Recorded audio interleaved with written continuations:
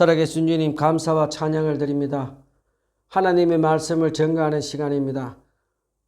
하나님의 말씀을 증거할 때 주의 성령의 능력과 지혜로 저를 덧입혀 주셔서 깨끗한 하나님의 말씀을 증거하는 자로 사용해 주시옵소서. 하나님, 이 시간 하나님의 말씀을 증거할 때 성령 하나님께서 역사해 주셔서 불신자들이 예수 그리스도를 믿는 기적이 일어나고 믿음을 잃어버린 사람이 다시 회복되는 역사가 일어나게 하여 주시옵소서. 하나님 말씀을 증거할 때 성령 하나님께서 역사하여 주셔서 마음의 상처들이 치유되고 암덩어리들이 녹아내리고 우울증, 조울증, 공황장애, 조현병 같은 정신질환들이 치유되고 회복되는 기적이 일어나는 시간 될 수 있도록 역사하여 주시옵소서. 예수님의 이름으로 기도합니다. 아멘. 우리가 살아가는 이 세상에는 많은 대가를 지불하면서 자기의 길을 걸어가며 사는 사람들이 많이 있습니다. 그 중에 보면 특별히 시인으로 살다간 윤동주 시인과 천상병 같은 시인도 있고 맹인이 되어서도 계속해서 음악을 포기하지 않고 자기의 길을 간 베토벤 같은 사람들이 많이 있습니다. 이 예술가로 살아가면서 평생 동안 자기 일을 묵묵히 한 사람들을 보면 때로는 감옥에 갇히기도 하고 가난하게 살기도 하고 이름도 없이 명성도 없이 묵묵히 자기의 길을 걸어간 사람들이었습니다. 그런데 성경에도 보면 믿음을 지키려고 큰 대가를 치르며 믿음의 길을 건 사람들이 많이 있습니다. 특별히 예수님의 제자로 살기로 한 사람들이 큰 대가를 지불하고 살아야 하는데 구체적으로 어떻게 살아야 하는지 예수님의 말씀을 통해서 오늘 한번 배워보도록 하겠습니다.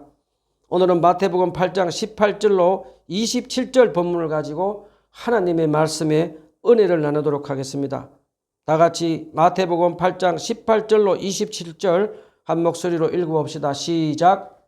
예수께서 우리가 자기 앞에 둘러서 있는 것을 보시고 제자들에게 건너편으로 가자고 말씀하셨다. 율법학자 한 사람이 다가와서 예수께 말하였다. 선생님, 나는 선생님이 가시는 곳이면 어디든지 따라가겠습니다. 예수께서 그에게 말씀하셨다. 여우도 굴이 있고 하늘은 나는 새도 보금자리가 있으나 인자는 머리 둘 곳이 없다. 또 제자 가운데 한 사람이 말하였다. 주님, 내가 먼저 가서 아버지의 장례를 치르도록 허락하여 주십시오. 예수께서 그에게 말씀하셨다. 너는 나를 따라오너라. 죽은 사람의 장례는 죽은 사람들이 치르게 두어라. 예수께서 배에 오르시니 제자들이 그를 따라갔다. 그런데 바다에 큰 풍랑이 일어나서 배가 물결에 막 뒤덮일 위험에 빠지게 되었다. 그런데 예수께서는 주무시고 계셨다. 제자들이 다가가서 예수를 깨우고서 말하였다. 주님, 살려주십시오. 우리가 죽게 되었습니다. 예수께서 그들에게 왜들 무서워하느냐, 믿음이 적은 사람들아 하고 말씀하시고 나서 일어나 바람과 바다를 꾸짖으시니 바다가 아주 잔잔해졌다. 사람들은 놀라서 말하였다. 이분이 누구이기에 바람과 바다까지도 그에게 복종하는가.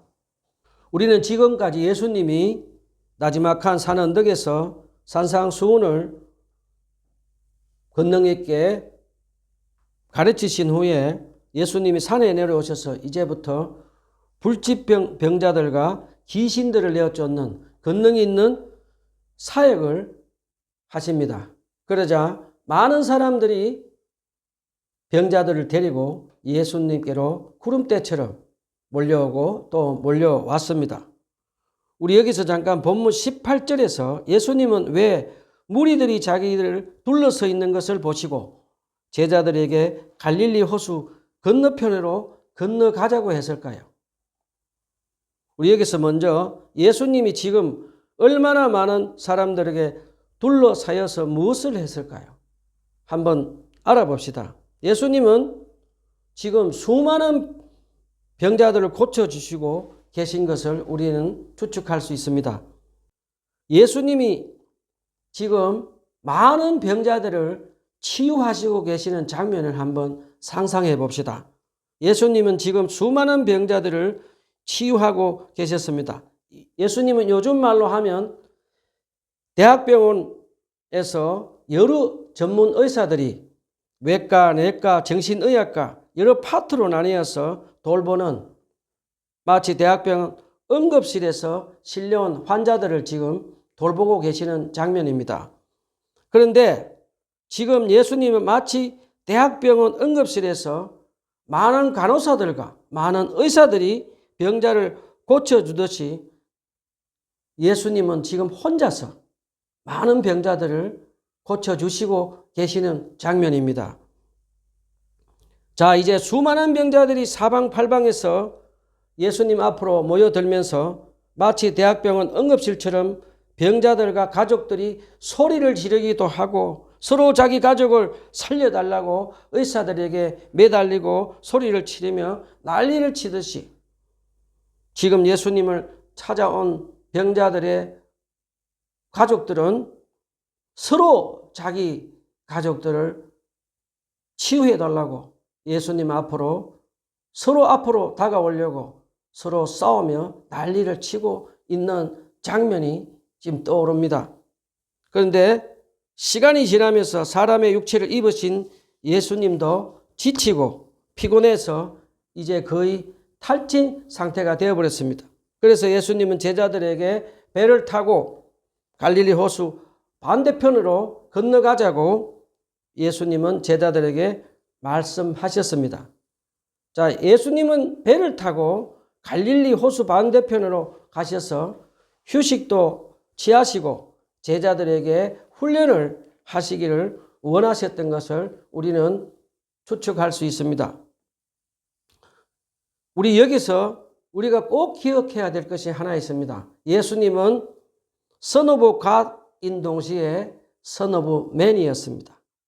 예수님은 하나님이시며 하나님이 아들이시기도 하시지만 사람의 육체를 가지신 분이심을 우리에게 가르쳐 주십니다. 하나님의 아들이시며 창조주 하나님이신 인간의 육체를 입으신 예수님은 이 땅에 사시면서 어렸을 때 질병도 경험하셨고 가난한 몫으로 사시면서 가난도 경험하셨고 시장을 느끼시기도 하셨고 슬플 때 눈물도 흘리기도 하시고 피곤함을 오늘 본문에서처럼 느끼기도 하셨습니다. 그리고 예수님은 사람들에게 무시와 배반을 당하시기도 하셨고 십자가를 지고 채찍을 맞기도 하시고 죽음도 경험을 하시고 부활하셨습니다. 예수님은 우리 인간이 겪는 것을 다 체험을 하신 분이시므로 나를 누구보다 사랑하시고 나보다 나를 더 잘 알고 계시며 이해해 주시며 도와줄 수 있는 인격적인 분이심을 우리는 잊지 말고 기억하며 늘 주님과 함께 살도록 해야겠습니다. 자, 그 다음에 우리는 여기서 육체를 입으신 예수님도 피곤할 때는 쉼을 가지려고 하신 것을 잊지 말고 우리도 예수님의 모범을 따라서 하나님이 주신 육체를 잘 돌보며 가로하지 않도록 조심하며 살아야겠습니다. 자, 우리 다시 본문으로 돌아갑시다. 본문 19절에 보면 예수님이 제자들과 배를 타고 갈릴리 호수 반대편으로 가시려고 하는데 갑자기 서기관 한 사람이 예수님 앞에 나옵니다. 그 서기관은 예수님 앞에 나와서 선생님, 나는 선생님이 가시는 곳이면 어디든지 따라가겠습니다 라고 말을 합니다.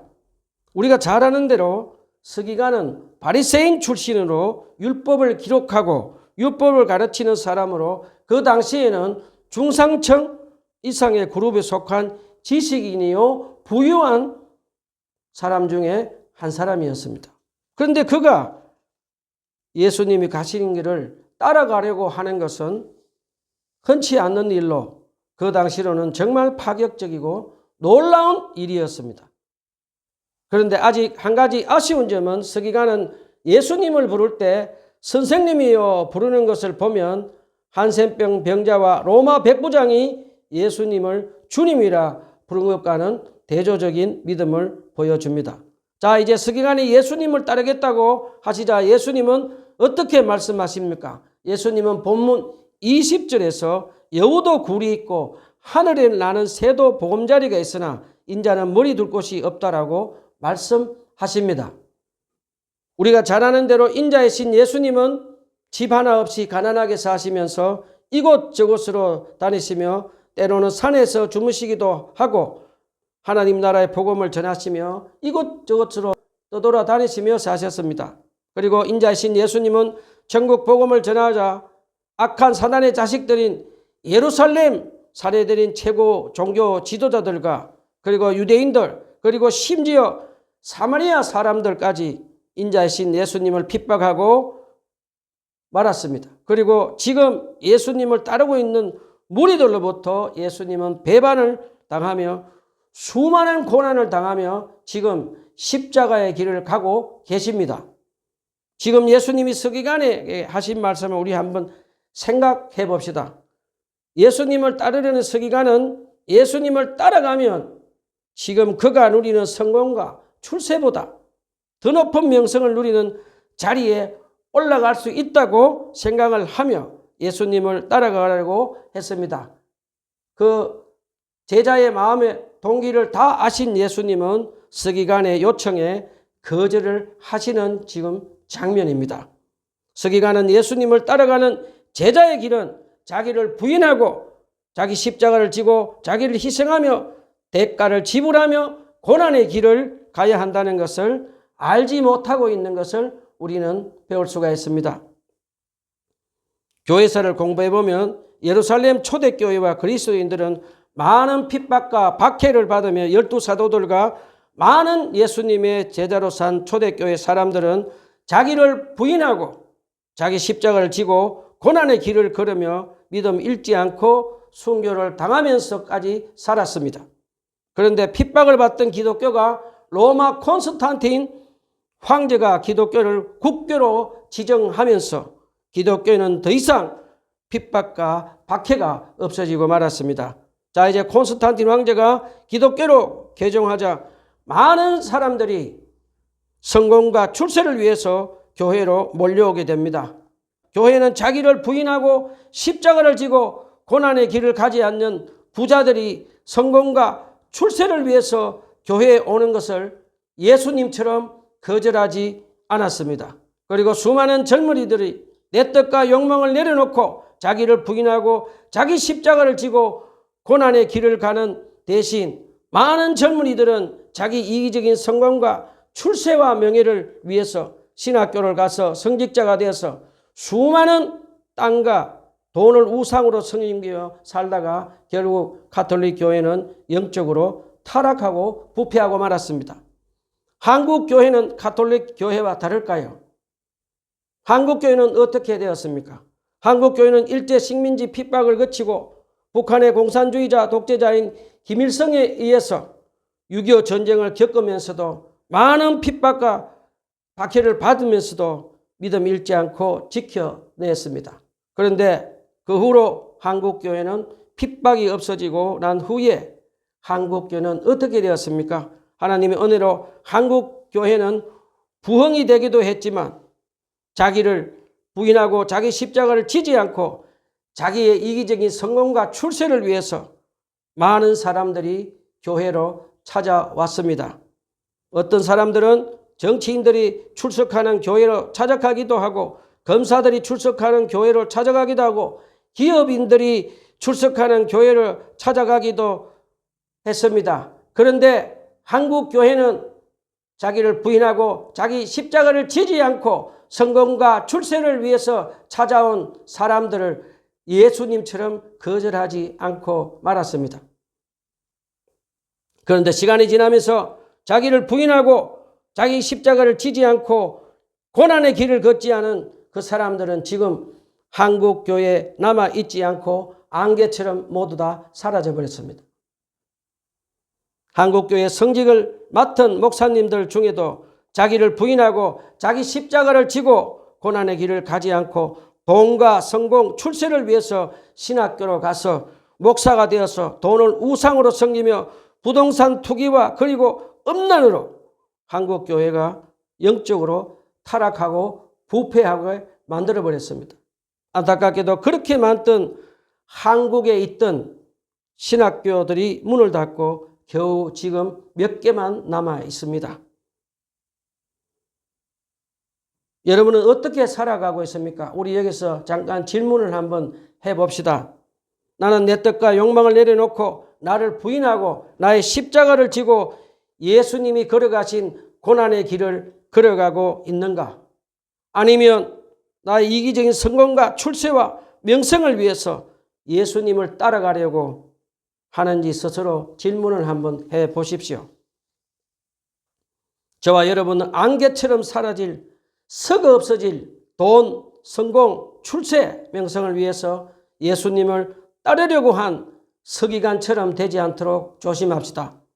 저와 여러분, 나를 사랑하사 자기 몸 버려 십자가 위에서 피 흘려 죽기까지를 내 죄를 대속하신 하나님의 아들 예수 그리스도를 위해서 나를 부인하고 나의 십자가를 지고 성령님의 도우심을 받아서 예수님이 걸어가신 고난의 길을 끝까지 걸어가며 하나님 나라의 복음을 전거하며 살아가는 저와 여러분이 되었으면 좋겠습니다. 자, 우리 다시 본문으로 돌아갑시다. 본문 21절에 보면 이제 또 다른 한 제자가 예수님께 찾아와서 주님, 내가 먼저 가서 아버지의 장례를 치르게 허락하여 주십시오라고 요청을 합니다. 그러자 본문 22절에서 예수님은 너는 나를 따라오너라, 죽은 사람들의 장례는 죽은 사람들이 치르게 두어라고 말씀을 하십니다. 이 본문은 얼핏 잘못 생각하면 예수님의 말씀을 이상하게 오해를 할 수 있는 소질이 있습니다. 자기 부모가 죽어서 장사를 치르는 것은 자식으로서 당연한 도리이며 의무입니다. 그런데 왜 예수님은 이 제자에게 죽은 사람의 장례는 죽은 자들에게 맡기라고 했을까요? 우리 한번 생각해 봅시다. 예수님께 자기 부모 장사를 치르게 해달라는 이 제자는 두 마음을 가지고 있는 것을 우리는 볼 수 있습니다. 성경학자들은 이 제자는 부모 장사를 치르고 난 후에 받게 될 유산에 미련을 두지 못하고 있었다고 합니다.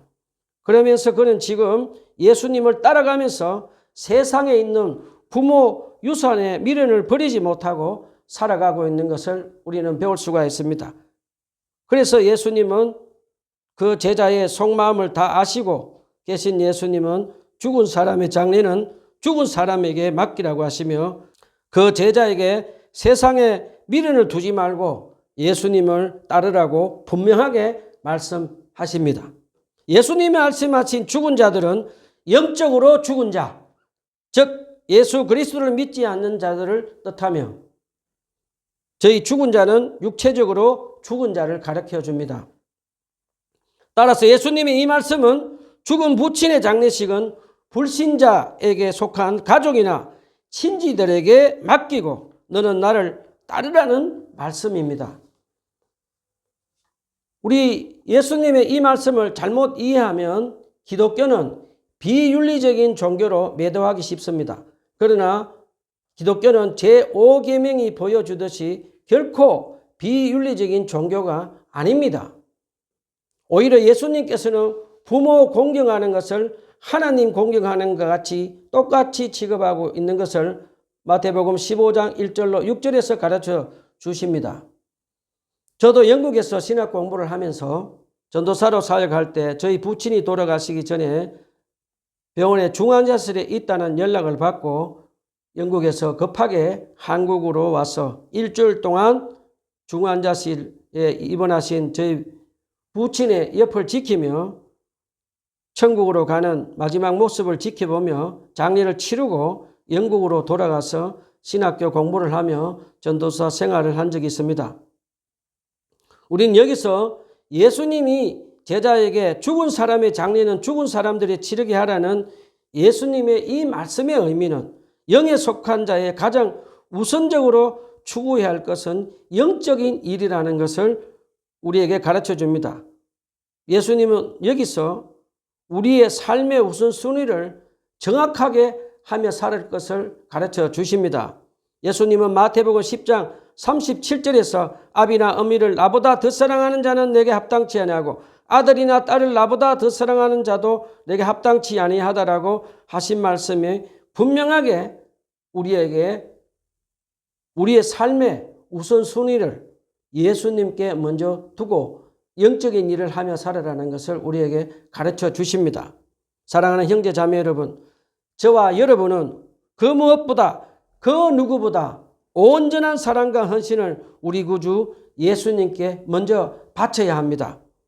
만약 우리가 삶의 최우선 순위를 예수 그리스도께 두지 않는다면 결국 우리는 참된 제자의 길을 갈 수가 없다는 것을 꼭 기억하며 살아갑시다.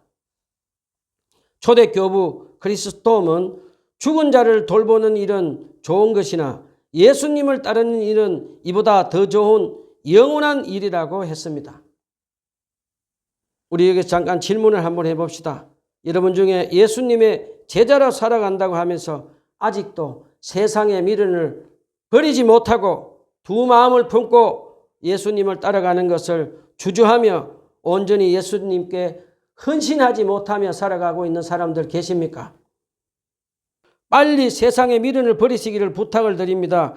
그리고 무엇보다 먼저 그 누구보다 먼저 저와 여러분의 죄를 십자가 위에서 대속하신 하나님의 아들 우리 구주 예수님을 사랑하고 성령님의 능력으로 하나님 나라 복음을 전하는 일에 헌신하며 천국과 부활의 소망을 두고 영원한 생명을 바라보며 사는 예수님의 참 제자가 되시기를 간절히 부탁을 드립니다. 자, 우리 다시 본문으로 돌아가도록 합시다. 자, 이제 본문 23절로 24절에 보면 예수님이 제자들과 함께 무리들을 피해서 갈릴리 호수 반대편으로 배를 타고 가시고 있는 장면이 나옵니다. 예수님이 타고 가시는 배는 예수님의 제자들이 12명이라고 가정하고 예수님과 또 배를 젓는 사람들이 있다고 가정을 한다면 20여 명이 함께 탈 수 있는 어부들이 사용하는 나무로 만든 고깃배였을 것으로 추측이 됩니다. 자, 예수님이 이제 배를 갈릴리 호수 중간쯤에 갔을 때 큰 폭풍이 일어나서 배가 출렁출렁거리고 배에 물이 차오르자 대부분이 갈릴리 어부 출신들이 제자들이 감당이 되지 않을 정도로 파도가 심하게 치며 배가 출렁출렁거리자 이제 배멀미하는 제자들도 있고 더 이상 견디지 못한 제자들을 이제 예수님을 찾습니다. 그런데 예수님은 얼마나 피곤하셨는지 배에서 곤히 주무시고 계십니다. 파도가 그렇게 심하게 치면서 제자들이 죽게 되었다고 할 정도로 심하게 치고 있는데 예수님은 얼마나 피곤하셨으면 그 배 위에서 잠을 자고 계시는지 우리는 충분히 상상이 됩니다. 신앙생활을 하다 보면 우리는 큰 고난이 찾아올 때가 있습니다. 그런데 예수님께 도와달라고 기도해 보지만 마치 예수님이 주무시는 것처럼 잠잠할 때가 자주 경험할 때가 있습니다. 그럴 때는 우리는 믿음 잃지 않고 계속해서 기도하고 또 믿음으로 기도해야겠습니다. 자, 이제 제자들이 주님, 이제 우리가 다 죽게 되었습니다 라고 예수님께 권해달라고 예수님을 깨웁니다. 그러자 주무시고 계시던 예수님은 일어나셔서 제자들을 향해서 왜 두려워하느냐? 믿음이 적은 자들아 라고 말씀하시며 제자들을 꾸짖는 장면을 우리에게 보여줍니다. 우리는 여기서 예수님이 말씀하신 두려워하는 것과 믿음이 적은 자들은 동의어로 사용되었음을 가르쳐 줍니다. 예수님은 아직도 제자들이 두려워한 것은 예수님이 말씀으로 천지를 창조하신 하나님이심을 믿지 않고 하나님의 아들이심을 진정으로 믿지 않고 두려워한 것을 지금 제자들에게 꾸짖고 계시는 장면입니다. 그리고 제자들은 예수님이 메시아의 사명을 이루기 전까지는 죽을 수 없다는 것을 믿지 못하고 있는 것을 지금 꾸짖고 계시는 장면입니다. 자, 제자들에게 있어서 무엇이 문제였을까요? 갈릴리 바다의 풍랑이 문제가 아니라 예수님의 제자들 마음속에 풍랑인 믿음이 요동치는 것을 지금 예수님은 지적하고 계십니다. 예수님의 제자들은 믿음이 전혀 없는 것이 아니라 믿음이 부족해서 하나님의 일을 감당하지 못할 만큼 지금 큰 두려움에 빠져 있음을 우리에게 가르쳐 줍니다. 자, 이제 본문 26절, 27절에 보면 예수님은 천지를 말씀으로 창조하신 하나님이신 예수님은 갈릴리 호수와 바람을 꾸짖으며 갈릴리 호수가 다시 잠잠해지는 초자연적인 기적을 행하십니다. 그러자 제자들은 예수님이 초자연적인 능력으로 갈릴리 호수와 바람을 꾸짖자 폭풍이 잠잠해지는 것을 보고 예수님이 하나님의 아들이시며 하나님이심을 깨닫기 시작을 합니다. 자, 우리 여기서 잠깐 질문을 한번 해봅시다. 예수님의 12 제자들만 폭풍의 고난을 겪을까요? 우리 그리스도인들도 똑같은 고난을 겪으며 살아갑니다. 우리 그리스도인들이 신앙생활 하다 보면 큰 폭풍과 같은 가난의 고난이 찾아오기도 하고 질병의 고난이 찾아오기도 하고 깨어진 인간관계의 고난이 찾아옵니다. 그리고 우리는 아무리 신앙생활 오래 한 사람들도 돈과 명예와 권력과 음란의 유혹을 이기지 못하며 큰 유혹에 빠져 고난에 빠지기도 합니다. 저와 여러분은 어떤 고난을 만나더라도 두려워하지 맙시다. 예수님의 제자로 사는 사람은 반드시 많은 고난을 겪으며 살아가며 믿음의 연단을 받는 것을 기억해야 합니다. 저와 여러분이 신앙생활하면서 가난의 고난, 질병의 고난, 깨어진 인간관계로 고난이 찾아올 때 두려워하지 말고 피하지 맙시다. 저와 여러분, 우리 마음 안에 내주하시는 성령님의 도우심을 받아서 천지 만물을 말씀으로 창조하신 하나님이신 우리 구주 예수님만이 우리의 모든 고난에서 구원해 주시는 것을 믿고 우리 마음 안에 있는 두려움이 사라지고 성령 충만한 믿음이 채워질 때까지 기도하고 또 기도하고 기도합시다. 우리가 그렇게 믿음으로 기도하고 또 기도하고 기도하면 사랑과 자비가 풍성하신 우리 구주 예수님은 험한 풍랑을 잠잠케 하시며 우리의 모든 고난에서 구원해 주시는 것 믿고 믿음으로 살아갑시다. 그 다음에 또 기억해야 할 것은 우리가 신앙생활을 하면서 살아가다 보면 우리의 인생에 찾아오는 폭풍과 같은 고난은 단 한 번으로 그치지 않습니다. 마치 폭풍이 지나가고 또 다른 폭풍이 밀려오듯이 고난은 다시 찾아오고 또 찾아오고 찾아옵니다. 그때마다 저와 여러분은 우리 마음 안에 내주하시는 성령님의 도우심으로 두려워하지 말고 겸손하게 연단받은 믿음으로 우리 구주 예수님께 기도하고 또 기도하고 기도해서 성령님께서 우리 마음 안에 부어주시는 하나님의 사랑과 평안을 누리며 모든 고난을 극복하고 영적으로 승리하며 사는 우리 모두가 다 되었으면 좋겠습니다. 기도합시다.